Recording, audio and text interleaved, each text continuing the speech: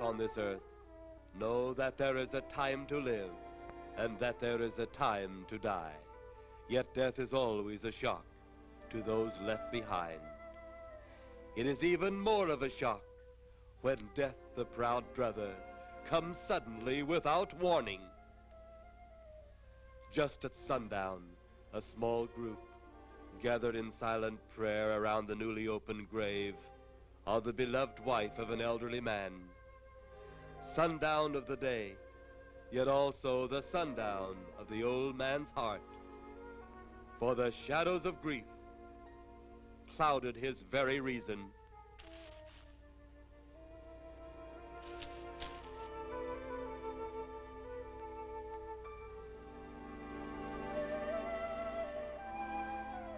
The funeral over, the saddened group left the graveside.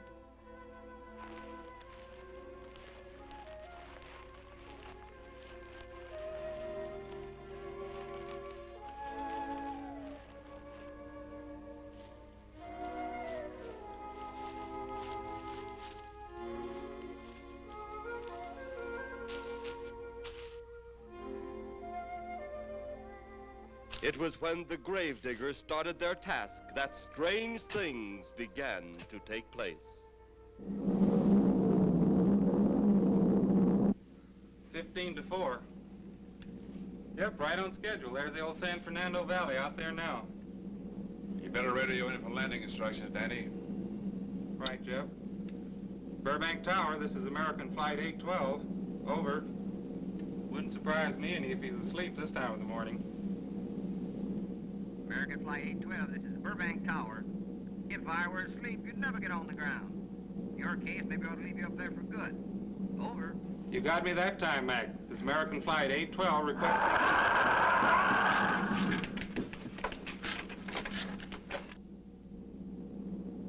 Burbank Tower to American Flight 812. Over. Burbank Tower to American Flight 812.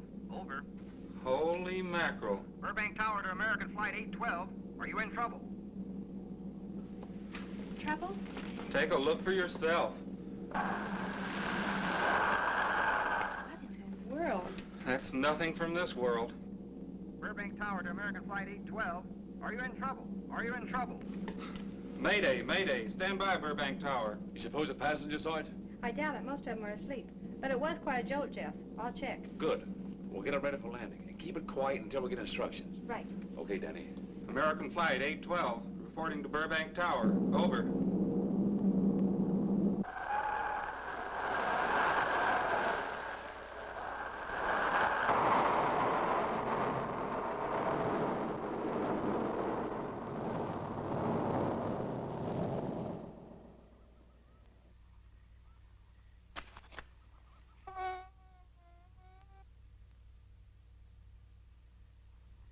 Did you hear anything? I thought it did. Don't like hearing noises, especially when there ain't supposed to be any. Yeah, sort of spooky-like. Maybe we're getting old. Whatever it is, it's gone now. That's the best thing for us, too. Gone. Yeah, let's go.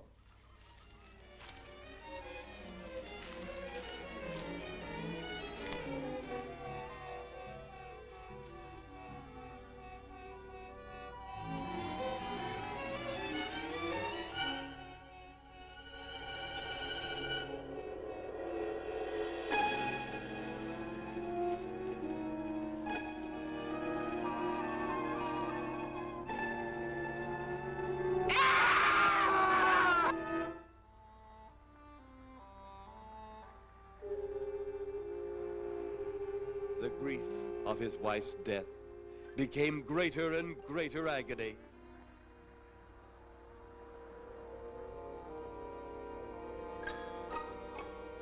The home they had so long shared together became a tomb, a sweet memory of her joyous living.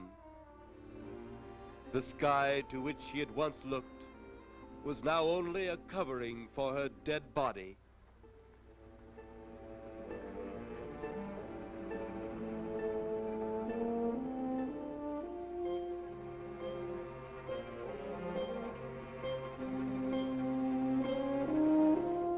The ever beautiful flowers she had planted with her own hands, became nothing more than the lost roses of her cheeks.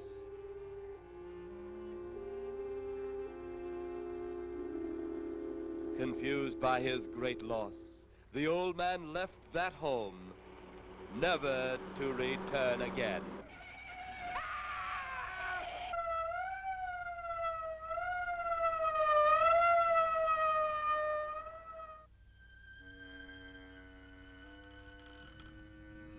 At the funeral of the old man, unknown to his mourners, his dead wife was watching.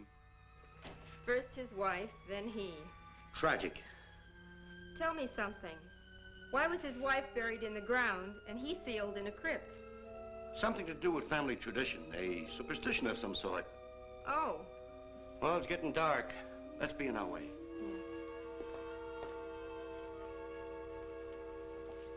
Then, as two of his mourners left his final resting place,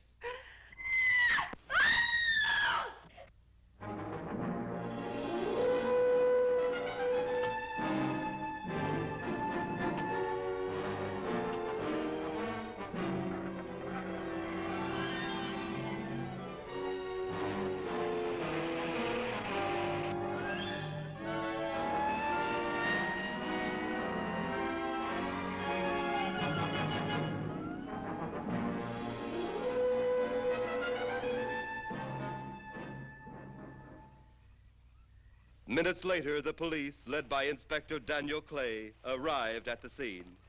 Who found them? The man and girl. Medical examiner been around yet? Just left. The morgue wagon ought to be along most any time. You get their statement? Yeah, much as we could. They're pretty scared. Finding a mess like this ought to make anyone frightened. Have one of the boys take the guy and the girl back to town. You take charge. Okay, Inspector. What are you going to do? Look around a little. It's pretty dark out there. Once you get beyond the range of those lights, you won't be able to see your hand in front of your face. I will get one of the flashlights from the patrol car. Okay, be careful, Clay. I'm a big boy now, Johnny. Okay.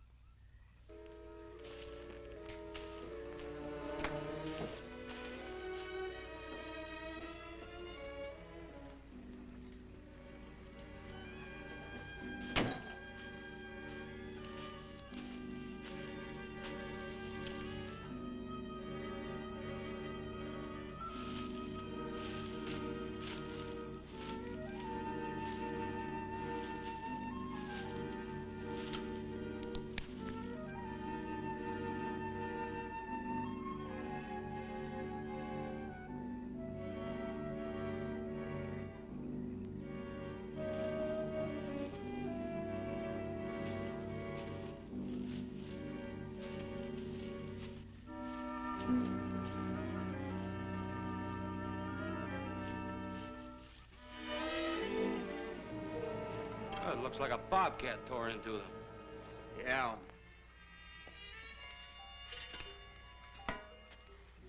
Say, Lieutenant, did you get that funny odor?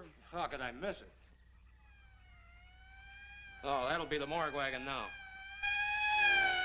That's the fifth siren in the last hour. Something's happened down at the cemetery. A lot of police cars and lights. I stopped, but I didn't see anything. Oh, well, whatever it is, the morning paper will carry the whole story.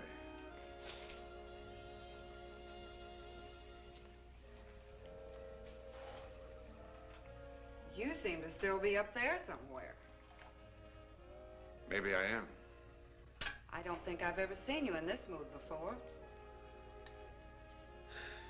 I guess it's because I've never been in this mood before.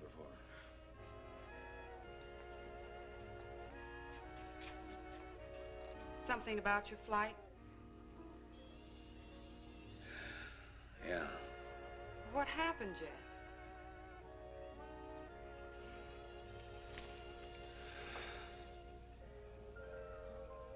I saw a flying saucer.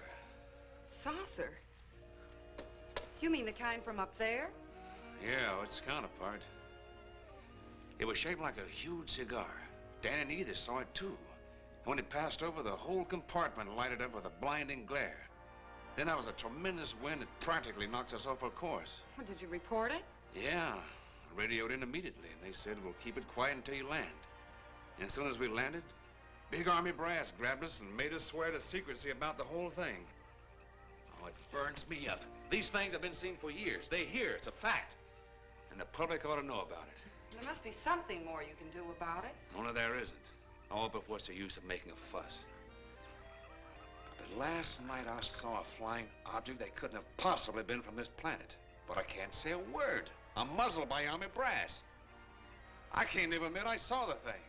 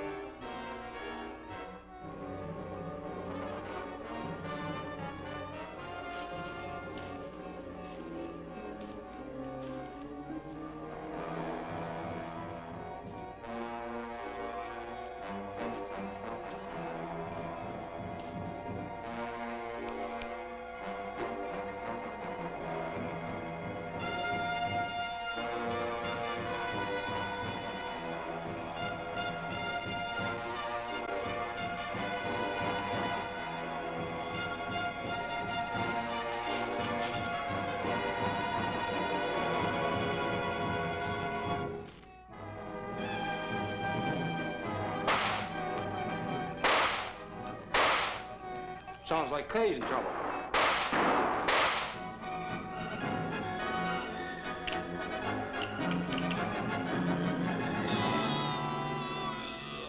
If that apparition we saw had something to do with it, come on.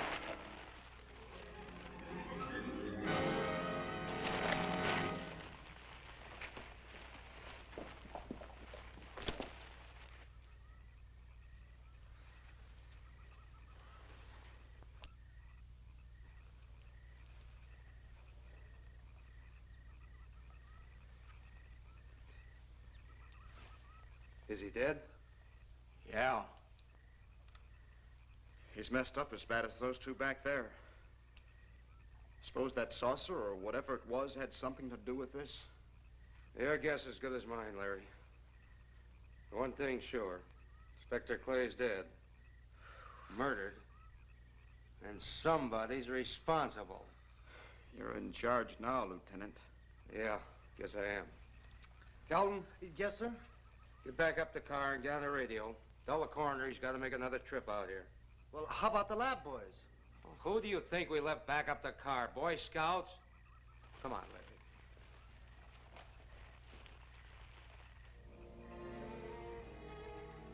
Greater love hath no man than to lay down his life for another. It is always difficult to have last words over the grave of a friend. And Inspector Daniel Clay was a friend, a dear friend to me and to all of us. The bell has rung upon his great career. Now we lay him to rest. A rest well deserved, but so premature.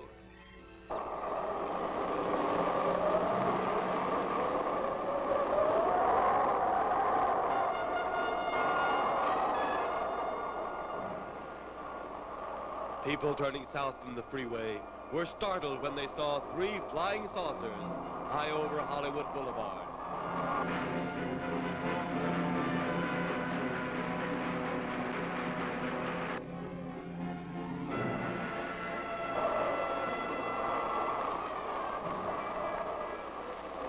A woman, startled by the sight in the sky, telephones the police.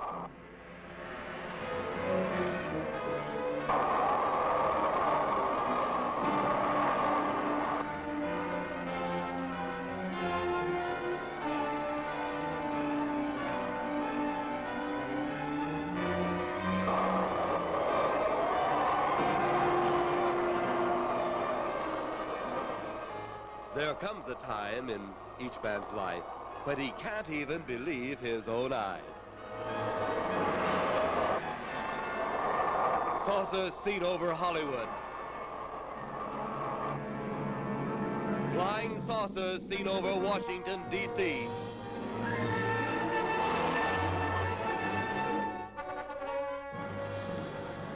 The Army convoy moved into the field.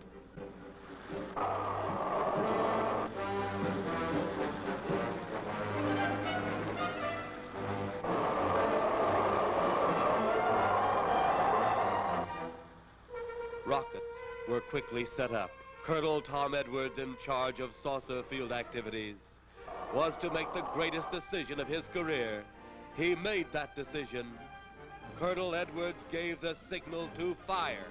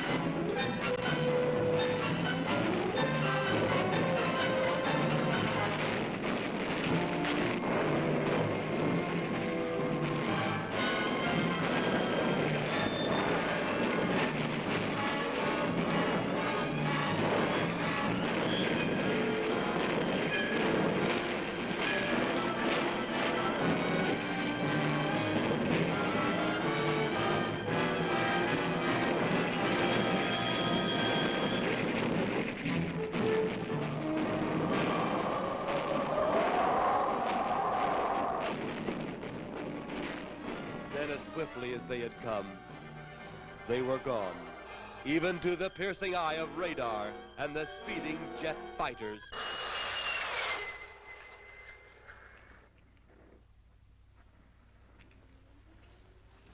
Quite a sight, wasn't it, sir? A sight I'd rather not be seeing. Are you worried about them, sir? Well, they must have a reason for their visits. Visits? Well, that would indicate visitors. Well, the big gun's the usual way of welcoming visitors. We haven't always fired at them. Oh? For a time, we tried to contact them by radio, but no response. Then they attacked a town. A small town, I'll admit, but nevertheless a town of people. People who died. I never heard about that, sir. Well, it was covered up by the higher echelon. Take any fire, any earthquake, any major disaster, then wonder. Flying saucers, Captain, are still a rumor. Officially. Looks like we beat them off again, sir. What do they want? Where are they from? Where are they going? They, sir? Who? Well, this is a training maneuver, sir. We only did a little practice firing at the clouds. Yeah. I wonder what their next move will be.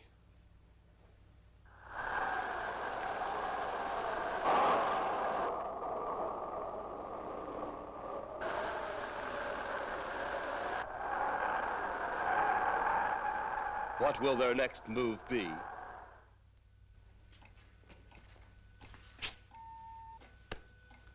Your space commander has returned from Earth. Send him in.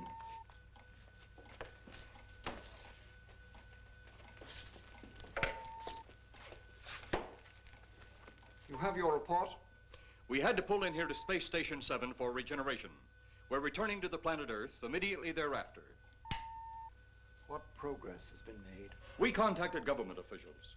They refuse our existence. What plan will you follow now? Plan 9. It's been absolutely impossible to work through these Earth creatures. Their soul is too controlled. Plan 9. Ah, yes.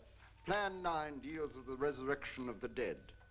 Long-distance electrode shot into the pineal pituitary glands of recent dead.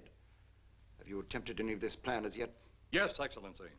How successful has it been? We have risen too so far. We shall be just as successful on more. The living, they have no suspicion of your movements? We had to dispose of one policeman. However, none of those risen have been seen. At least not by anyone who still remains alive. It's too bad it must be handled this way. But it must. Those who we take from the grave will lead the way for our other operations. Yes, Excellency. Continue on. Report to me in 2 Earth days.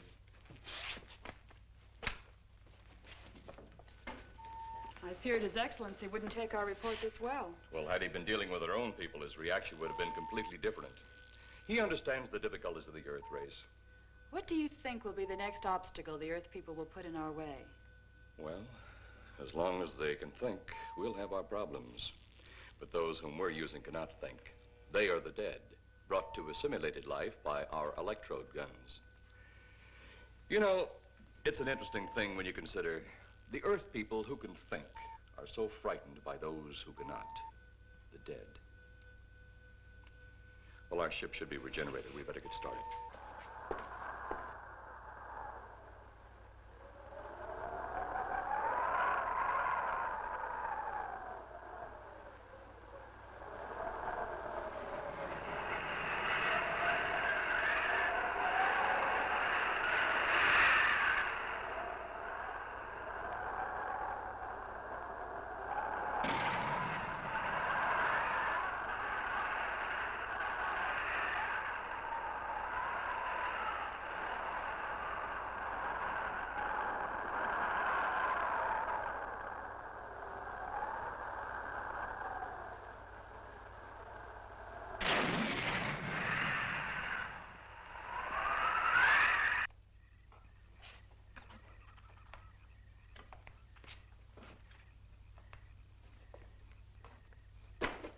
I still think you ought to go in town and stay with your mother until I get back. This is our home, and nothing's going to take me from it. Besides, most men try and keep their wives from going home to Mama. That's not the point. That's all the point there's going to be. Now toddle off and fly your flying machine, darling. But if you see any more flying saucers, will you tell them to pick another house to buzz? Be careful. Don't worry about me. Oh, you're the only thing I do worry about. Oh, forget about the flying saucers. They're up there. But there's something in that cemetery. And that's too close for comfort. The saucers are up there, and the cemetery's out there. But I'll be locked up in there. Now, off to your wild blue yonders. You promise you'll lock your doors immediately? I promise.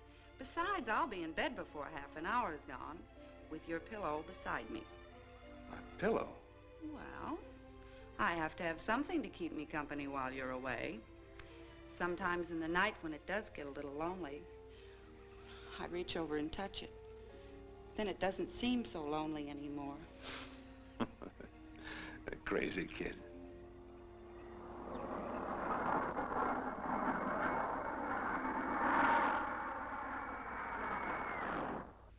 I do love you, darling.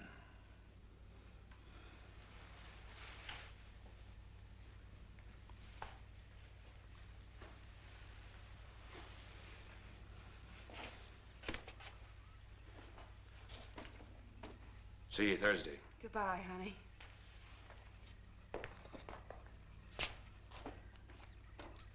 You know I'm not leaving here until you're locked safely inside. All right, darling.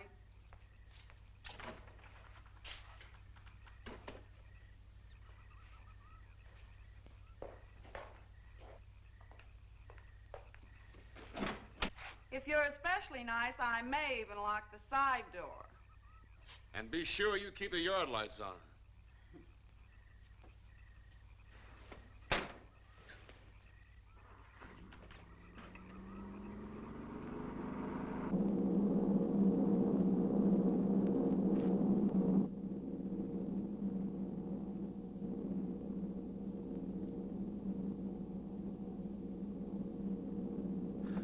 You're mighty silent this trip, Jeff.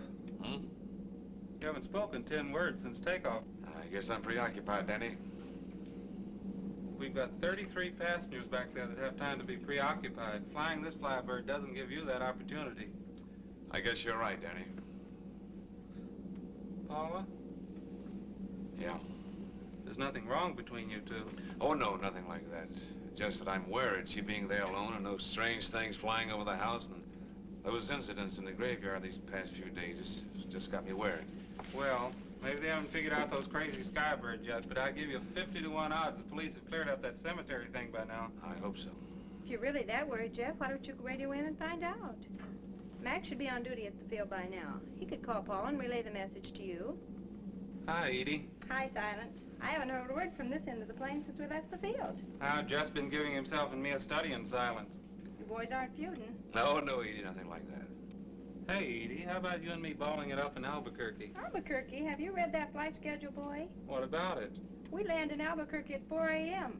That's strictly a 9 o'clock town. Well, I know a friend that'll help us. Let's have the problem first. Huh, Danny? Oh, he's worried about Paula. I read about that cemetery business. I tried to get you kids not to buy too near one of those things. We get there soon enough as it is.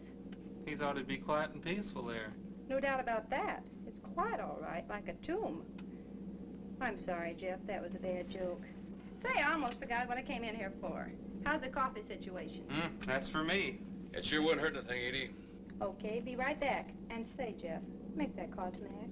Nah, not only she throw cold water on my Albuquerque plan, but now she's repeating herself. How about that Albuquerque ball? I can't resist your charm, Danny boy.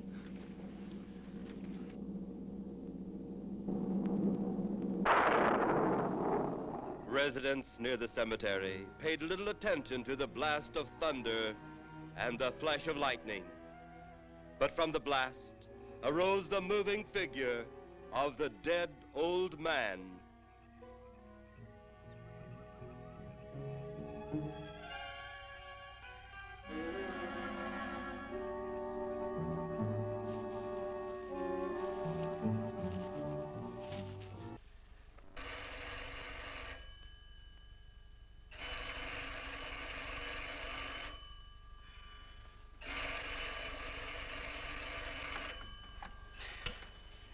Hello? Who? Mac? Well, hi, Mac. Sure, I'm all right. I just fell asleep. Tell Jeff I'm all right. Okay, Mac. Thanks for calling. Good night.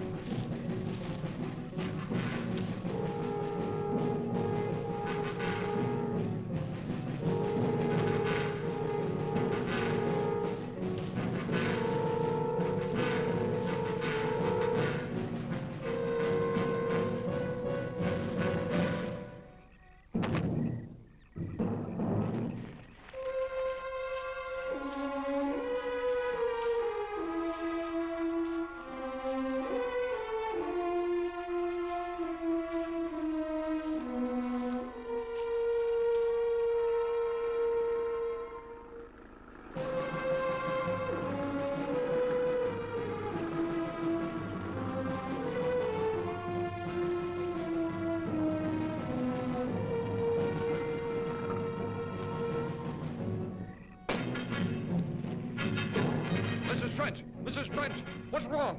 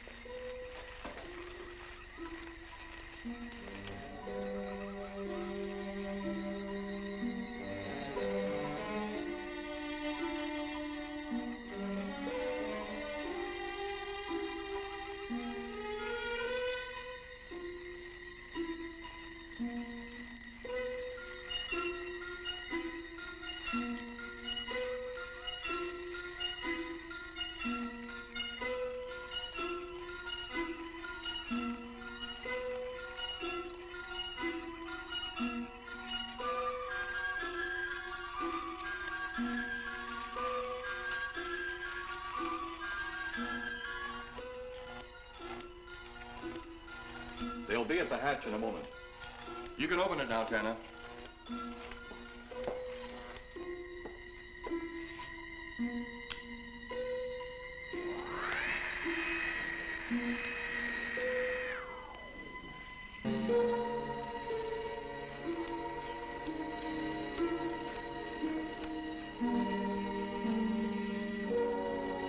Turn off the electrodes quickly. They can't tell us from anyone else.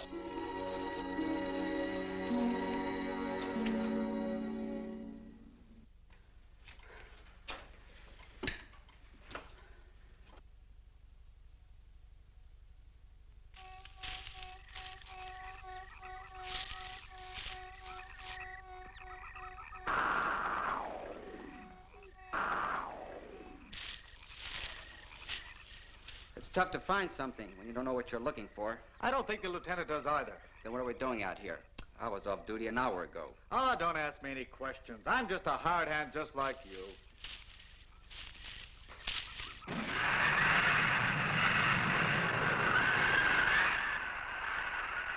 What do you suppose that noise was? Whatever it was, it's no more strange than the other things happening around this cemetery. Spirits like old Farmer Calder talked about. Well, maybe. The only spirits he saw tonight were those I smelled on his breath. Well, don't forget, Miss Trent claims to have seen them, too. She didn't have anything on her breath. She was hysterical. Well, true, she was frightened and in a state of shock. But don't forget that torn nightgown and the scratched feet. Yeah, I hadn't thought of that. Guess that's why you're a detective lieutenant and I'm still a uniformed cop. Sometimes it's only the breaks, Larry.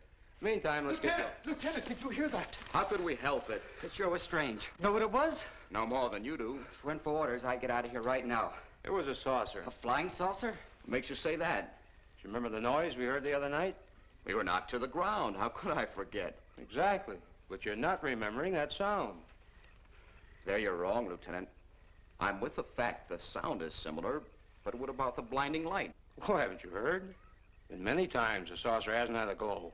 Or a light of any kind, for that matter. That proves it. What next, Lieutenant? Oh, Lieutenant, maybe this doesn't mean much, but Jamie Mee found a grave that looks like it's been busted into. What? Where? Why, Come on, man, out with it. We haven't got all day to waste. just over there beyond the crib. All right, show us the way. Look, here it is, Lieutenant.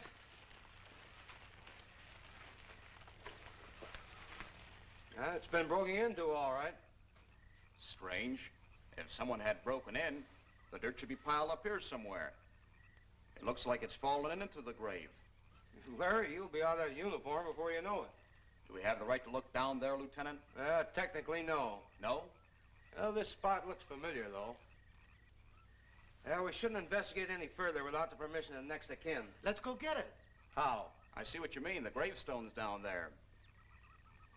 Well, let's go down and find out whose grave it is. How? By going down and finding out. Are you sure you mean that, Lieutenant? If I didn't mean it, I wouldn't have said it. Scared? Well, why do I always get hooked up with these spook details? Monsters, graves, bodies. Oh, all right.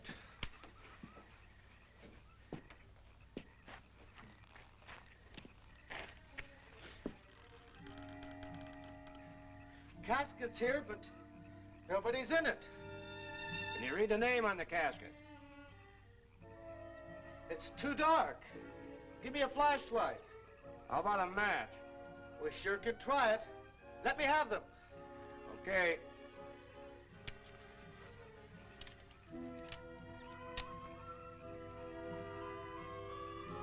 It's Inspector Clay's grave, but he ain't in it.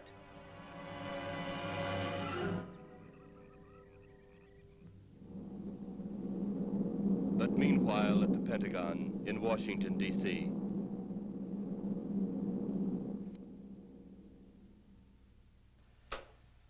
Right, G2.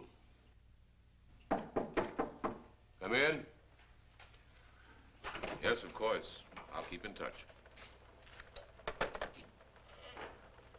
Come in, Colonel Edwards. Close the door. At ease, Colonel. Thank you, sir. Sit down.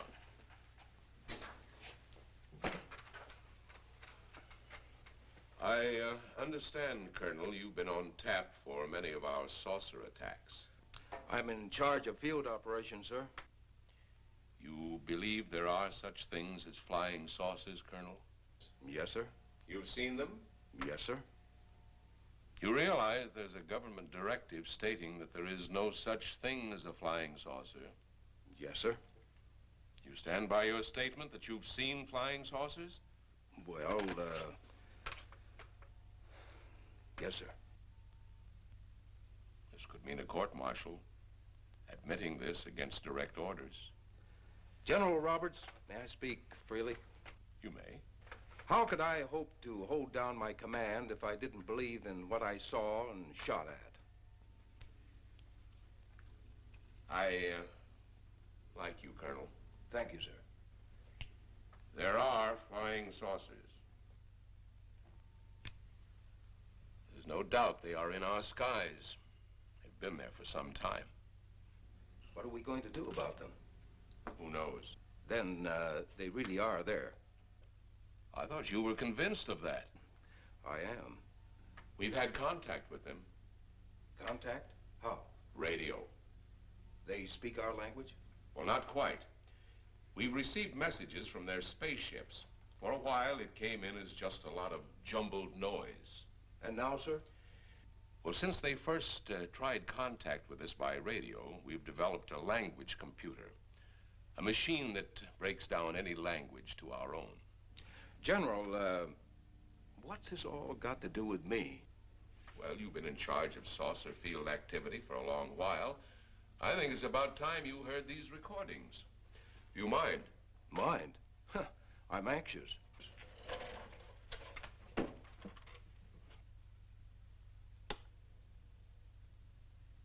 This is Eros, a space soldier from a planet of your galaxy. I fully realize our language differences. However, I also know you finally have perfected the dictorobotery, or as you on Earth call it, the language computer.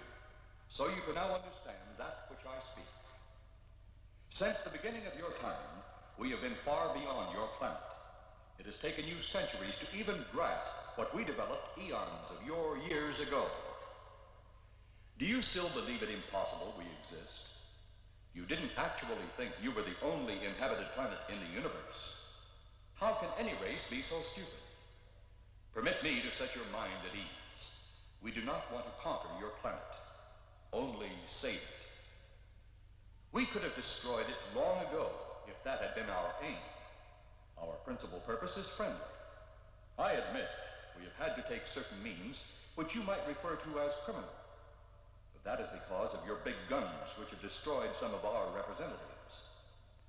If you persist in denying us our landings, then we must only accept that you do not want us on friendly terms.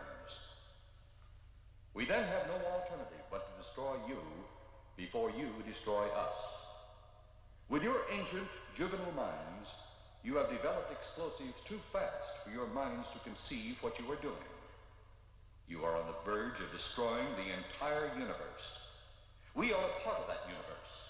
This is our last...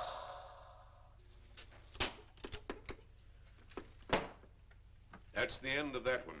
Atmospheric conditions in outer space often interfere with transmitting. How many of these recordings do you have, General? An even dozen up to now. This was the last one. We received it over a month ago. You think they mean business? We can't afford to take any chances. Come over here. You ever been to Hollywood? Oh, a couple of times, a few years ago. You're going to be there in the morning. Just a few minutes from Hollywood, in the town of San Fernando, reports have come in of saucers flying so low the exhaust knocked people to the ground. There have even been stated claims of saucer landings. Major Carlson will replace you while you're out there. You're the best man for the job of attempting to contact them. Find them, Colonel. See what in hell it is they want. All right, sir.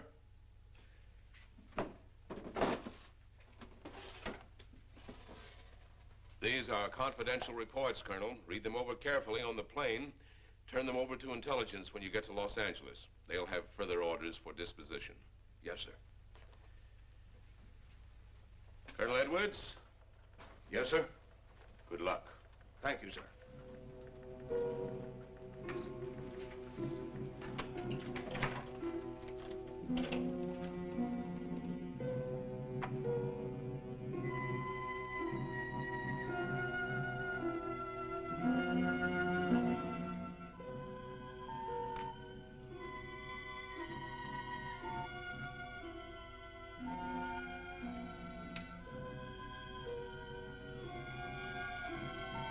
We are ready to report, Excellency. You are many days late. It was unavoidable. We tried to transmit via televisor, but atmospheric conditions made transmission impossible. You should have transmitted as soon as conditions permitted. I thought time was of the essence. Suspicion has fallen upon our movements. Our ships have been viewed near the point of operations. And what has this added time gained, Eros? We have successfully risen 3 of the dead ones. Permit me to see one. Bring in the big one. Use your small electrode gun.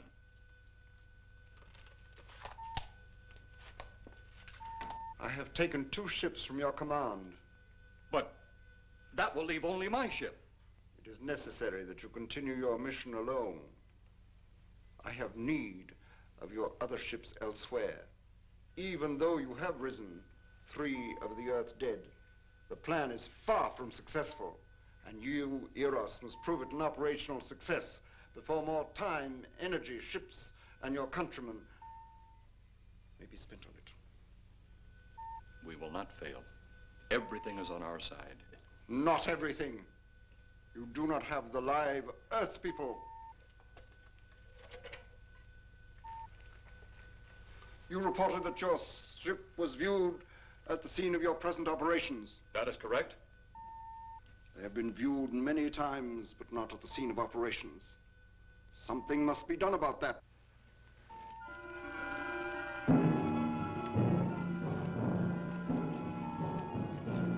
Stop him, Turner. He's close enough. Turn off your electrode gun. No! No! Stop him, Turner! I can't get it. It's jammed. Stop him, you fool! Drop the gun to the floor, Tanner. The metal will break contact.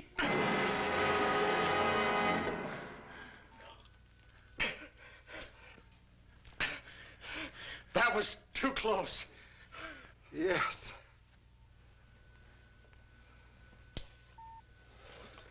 Bring the giant here that I may get a better look at him.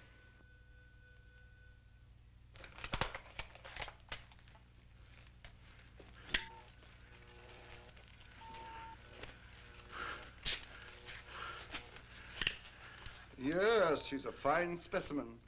Are they all this powerful on planet Earth? This one is an exception, Excellency. What are the other two like?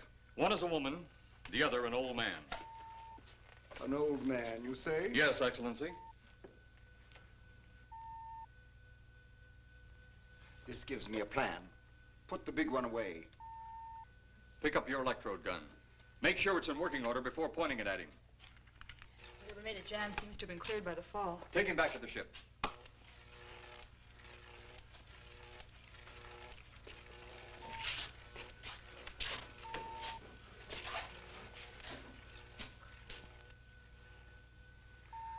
The old one must be sacrificed. Re-land on Earth. Send the old one to enter a dwelling.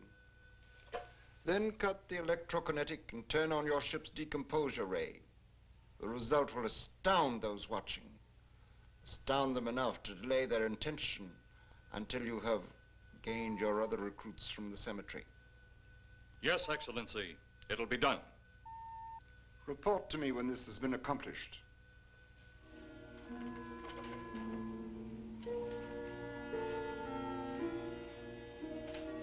Eros, the Earth people are getting closer to that which we fear. Since they will not listen or respect our existence, they cannot help but believe our powers when they see their own dead walking round again, brought about by our advancement and such things. As soon as you have enough of the dead recruits, march them on the capitals of the Earth. Let nothing stand in your way. Their own dead will be used to make them accept our existence and believe in that fact.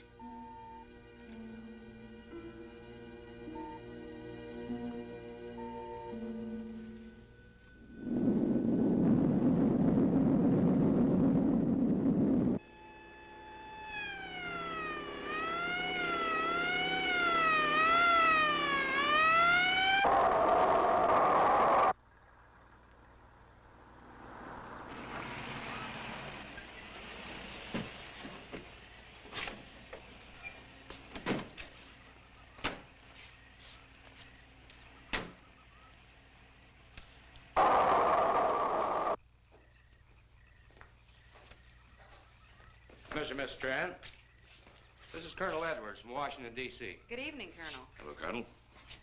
Colonel would like to ask you a few questions. Questions? What about, Colonel? May I sit down? Oh, I'm sorry. Please do. I want to ask you about your strange experience the other night when you saw the flying saucer. After that, the police brought me home. I hope I never see such a sight again. Well, after your description, I don't think I'd want to see it either. One thing more. After you were forced to the ground by that blast of wind, was it a hot or cold blast? It's kind of hard to explain. It wasn't hot, wasn't cold. It was just a terrific force. We couldn't get off the ground. The light blinded me so badly, I couldn't see a thing. We could only feel the pressure of the wind until it was gone. When the glare left us, we could see a glowing ball disappearing off in the distance. Which way? Toward the cemetery.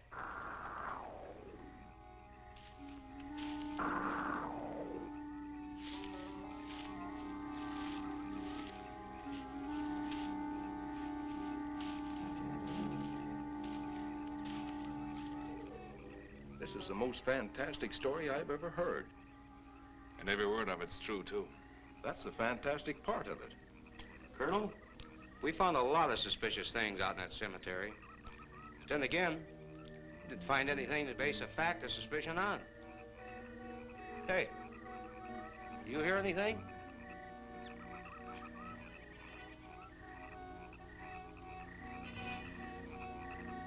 You see anything out there, Kelton? Too dark, Lieutenant. But something started stinking awful bad.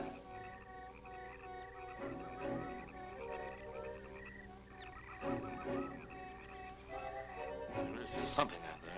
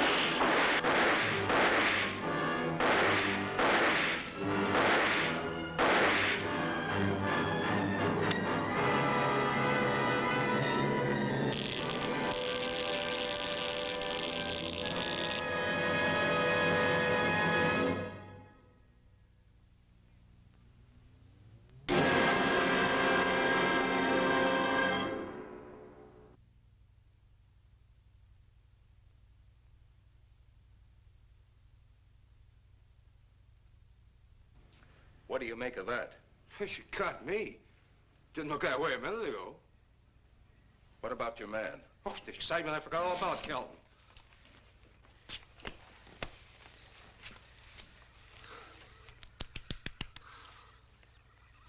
He'll be all right in a few minutes. Did you see that thing? Did you get it? We got it. What was it? It didn't fall. I fired every bullet I had. So did I. I don't know what it was or what happened. But unless that bag of bones over there can reassemble itself, it's out of the running now.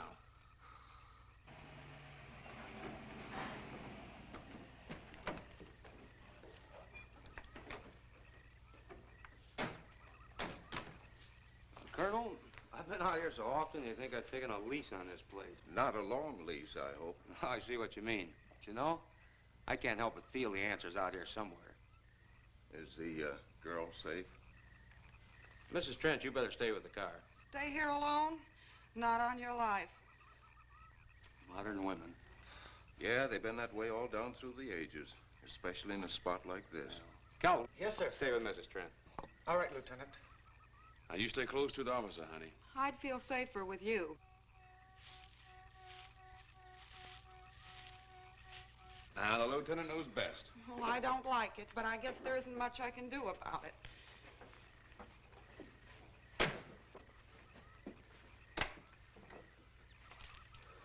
You have a gun? No. You know how to use one? After 4 years in the Marine Corps? Here. You think we'll need these? You never tell. Let's get going.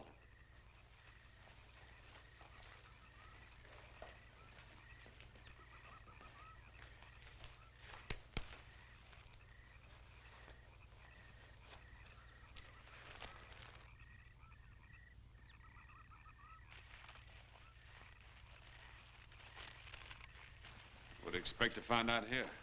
Well, there's only one answer to that, Mr. Trent. We'll know when we find it.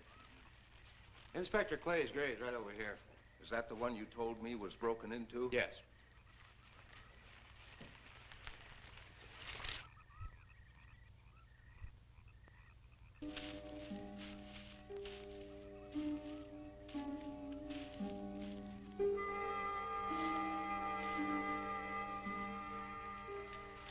This it? Yeah. Looks to me like someone had broken out instead of in. I figured that, but that's impossible. I wonder. Look, Colonel, some things just can't happen. Yeah, well, after that apparition that was draped across Mr. Trent's patio, I would say we should keep our minds open to anything. Look, Colonel, I'm a policeman. I've got to deal in facts. But I guess I'll have to go along with you. You know, I'll bet my badge right now we haven't seen the last of those weirdies.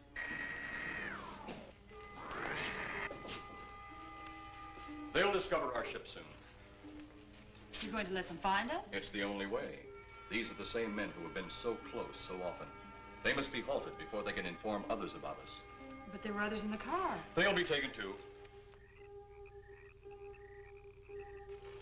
Send the big one for the girl and the policeman. I'll turn on the dictorobatary so we may converse with them.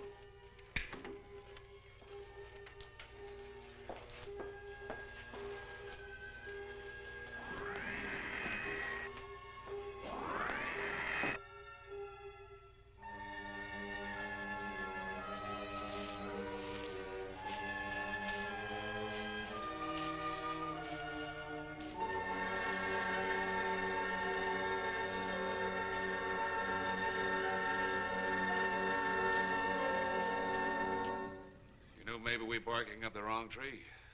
One thing a policeman learns, Mr. Trent, is patience. Where's that burn spot you mentioned? Right over there. Look.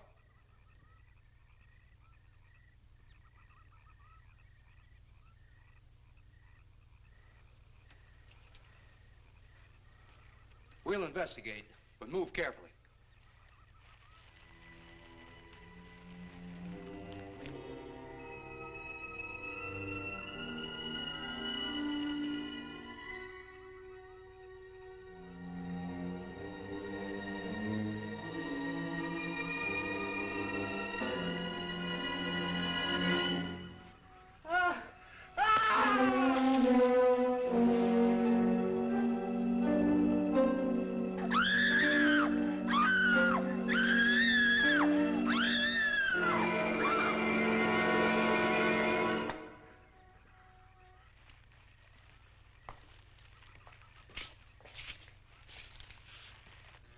A moment or two more, and you will be the first live Earth people ever to enter a celestial ship. Wow. Boy, how can anything that big hide for so long a time? Never heard metal sound like that before. What do you see? Only my reflection. Must be some kind of one-way glass. I wonder how you get into this thing. I'm not sure I want to find out.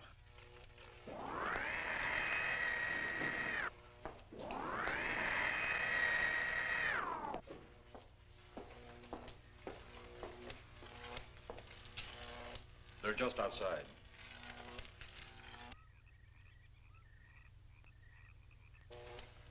You can open the outer hatch now.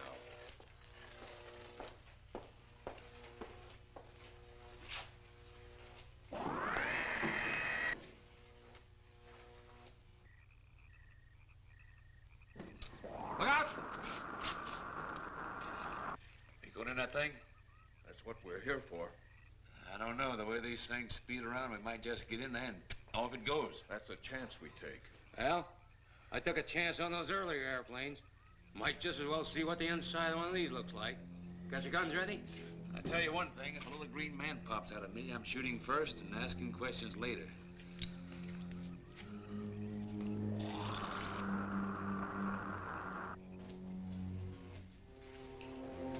They're in the outer chamber now. Eros, do we have to kill them? Yes. Seems such a waste. Well, wouldn't it be better to kill a few now than, with their meddling, permit them to destroy the entire universe? You're always right, Eros. Of course. But those are not my words. Those are the words of the ruler.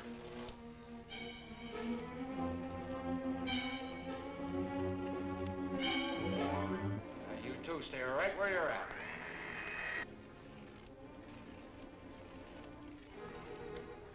We will do as you command. For the moment. No for the moment about it. You just do as I tell you.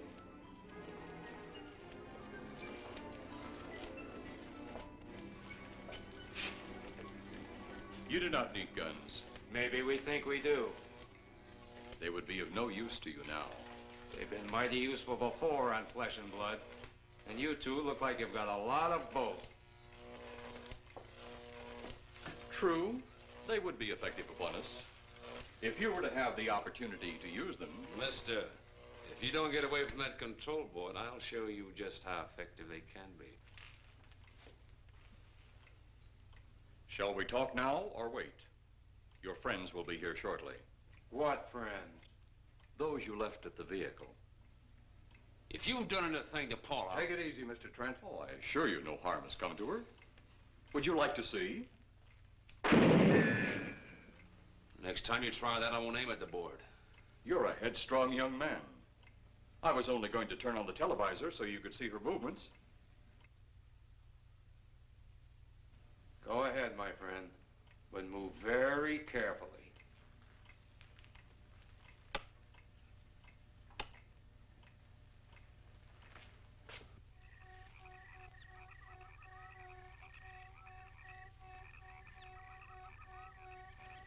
She's only fainted.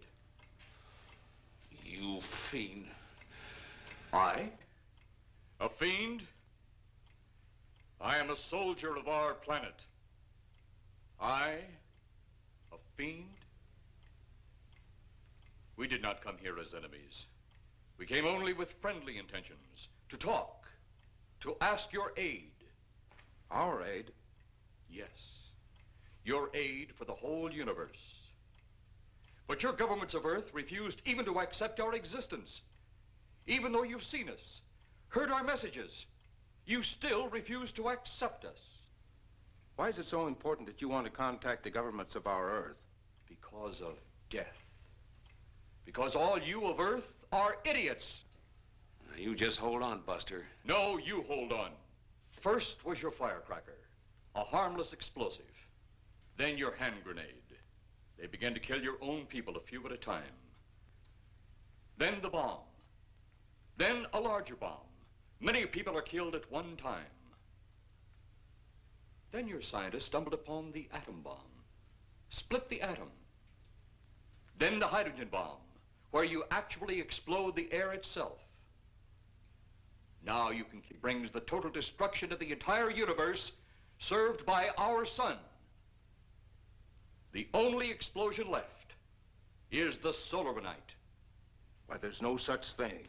Perhaps to you, but we've known it for centuries. Your scientists will stumble upon it as they have all the others. But the juvenile minds which you possess will not comprehend its strength until it's too late. You're way above our heads. The solar night is a way to explode the actual particles of sunlight. Why, that's impossible. Even now, your scientists are working on a way to harness the sun's rays. The rays of sunlight are minute particles. Is it so far from your imagination they cannot do as I have suggested? Why, a particle of sunlight can't even be seen or measured. Can you see or measure an atom? Yet you can explode one. A ray of sunlight is made up of many atoms. So what if we do develop this solar night bomb? We'd be even a stronger nation than now. Stronger. You see? You see? Your stupid minds. Stupid! Stupid! That's all I'm taking from you. Get back here, you jerk! Let him finish.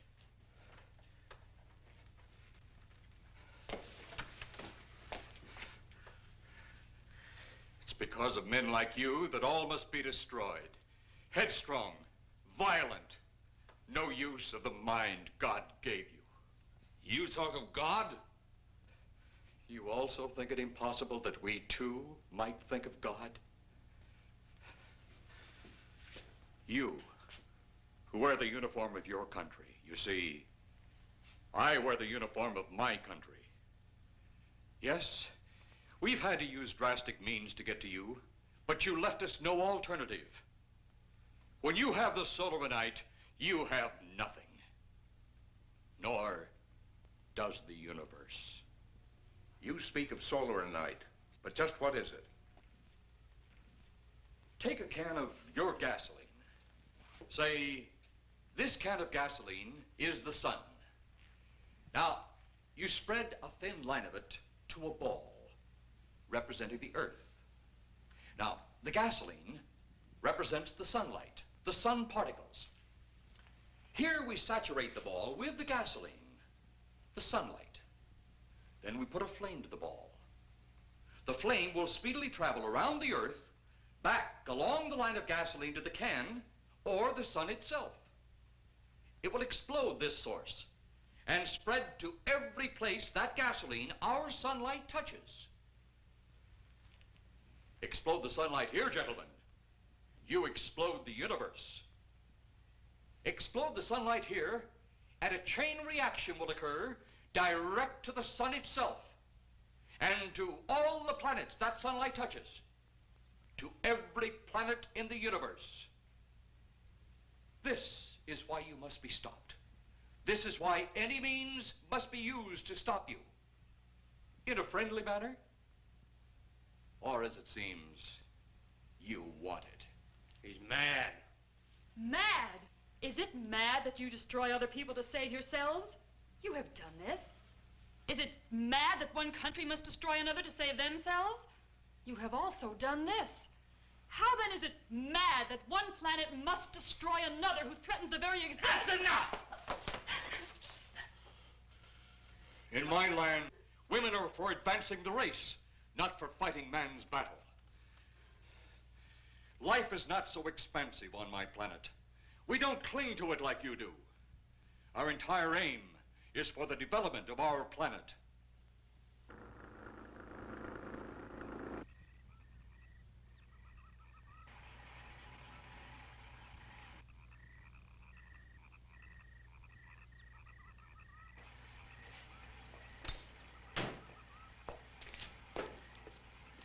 What happened to you? How come you're all alone? I asked for lots of help. You sounded drunk or something on the radio. If I didn't see it with my own eyes, I'd never believe it. Believe what? It was horrible. And he almost broke my shoulder. Look, what are you trying to say? If you don't make sense, we'll never get to the bottom of this. Now, who slugged you? Inspector Clay. What? It was Clay, all right. Only not like we remembered him. Well, his leg was busted into, wasn't it? Next, you'll tell me you saw skeletons. We did, earlier. Now I know you're off your rocker. All of us saw it. The lieutenant, the colonel, everybody. Where's the lieutenant now? We've got to find him. Mrs. Trent is gone. I was left here to guard her. But Clay showed up and put me out of the running. And the second time tonight, and I'm getting darn tired of it. Which way were they going? Off that way. Come on.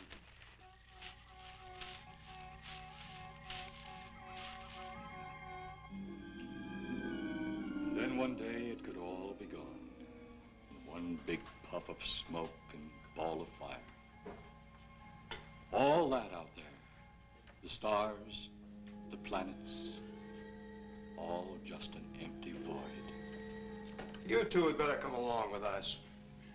Come with you? Where? The police station. So it seems you think you have the upper hand. Look out that window.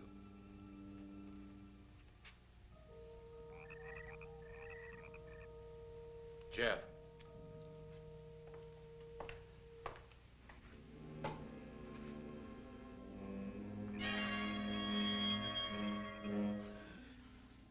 She is unarmed, but he would kill in seconds if I so choose.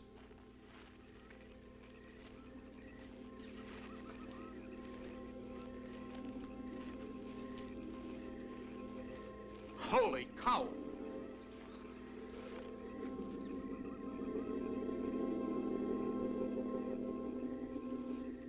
Look there. It's Clay, all right. There's no mistaking that. And he's got Mrs. Trent. Get your gun ready. From all I've seen tonight, guns won't do any good. Clay is dead, and we buried him. How are we going to kill somebody that's already dead? Dead! And yet there he stands. That other one earlier, I emptied a full clip into. I'm seeing it. That's the only reason I'm listening to you. Look, I've got an idea. Hurt him or not, we've got to try something. I'm going to sneak up behind him and whop him over the head. That ought to make a move. Follow me. Even when Clay was alive, he couldn't run fast enough to catch me. So when he does, you grab Mrs. Trent and run like lightning in the opposite direction. Oh, you think it'll work? Know of anything else to try?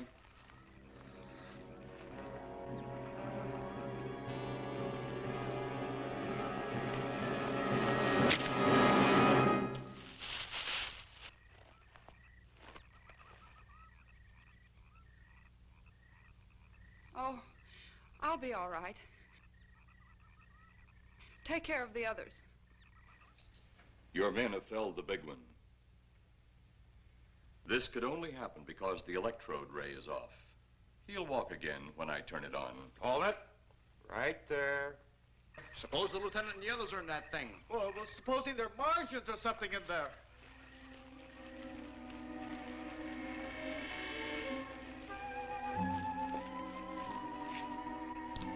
Come on, let's go. Open up in there. Open up. Get that door open. Colonel, I wouldn't know one switch from another.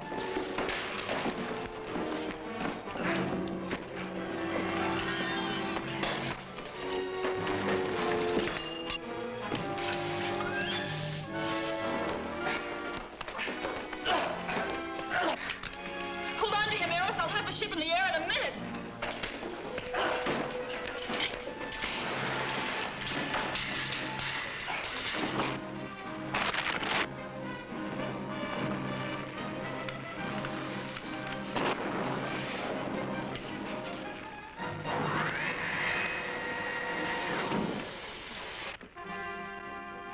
Get out of here, Jeff.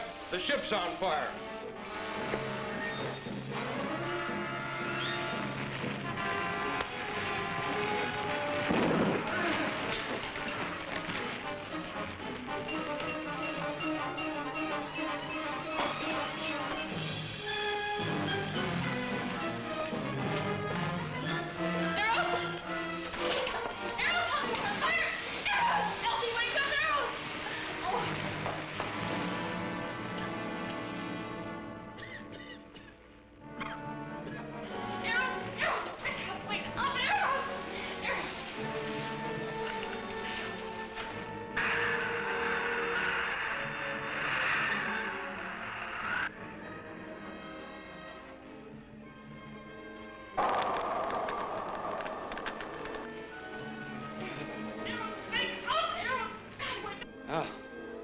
I wonder if that's the last we'll see of them. Perhaps. But sooner or later, there'll be others. Look!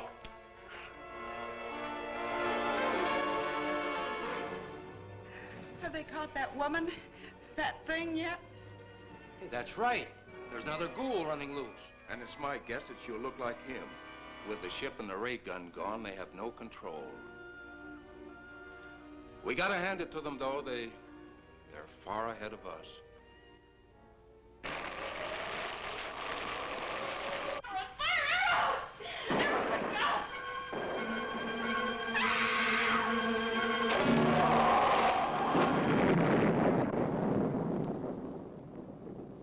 My friend, you have seen this incident based on sworn testimony. Can you prove that it didn't happen? Perhaps on your way home, someone will pass you in the dark, and you will never know it, for they will be from outer space. Many scientists believe that another world is watching us this moment. We once laughed at the horseless carriage, the airplane, the telephone, the electric light, vitamins, radio, and even television. And now some of us laugh at outer space.